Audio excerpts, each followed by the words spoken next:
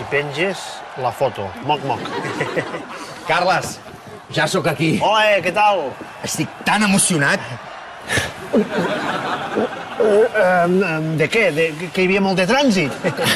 Seu, estic tan emocionat pel sublim espectacle futbolístic que, en la seva justa mesura, ens disposem a observar. Manel Estiarte, exwaterpolista, millor jugador del món 7 anys consecutius, gran amic de Pep Guardiola. Ara és cap de relacions externes del Barça, potser per això exterioritza molt les emocions. El què? Ah, el partit! Guanyarem amb la punta. Llàstima que jo encara no puc jugar, coi. Carles, em sap tan de greu que no puguis ser partícip d'aquesta 8a meravella del món que cada setmana crea el Pep. Em diràs, què és el Pep per tu? Et diria l'amic, em diràs què més. Et diria com un germà, realment. Per mi és un germà, per mi tu també ets un germà. Això em sap tan de greu que no pugui jugar avui.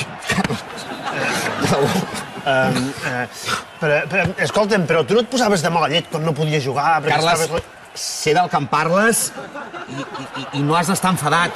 Al contrari, aprofita aquesta oportunitat, gaudeix segon a segon d'aquesta meravella col·lectiva que és la vida, oi? Que creem nosaltres.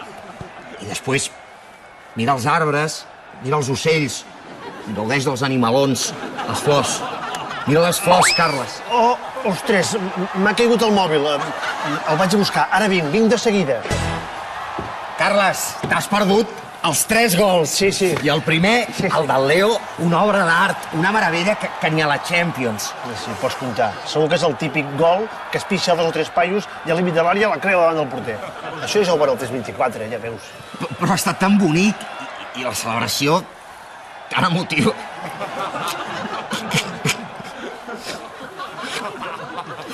Però quina celebració?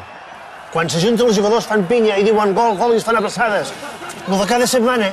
I quina recuperació de pilota del Leo. Jo mai havia vist res tan èpic. Bueno, segur que ha fet 56 metres corrents, li ha fotut el Kun Agüero i després li passa al seu defensa. Això és més típic que el Mapeu.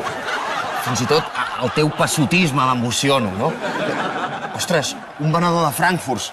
Mira, tinc una gana emocionant. Aquí!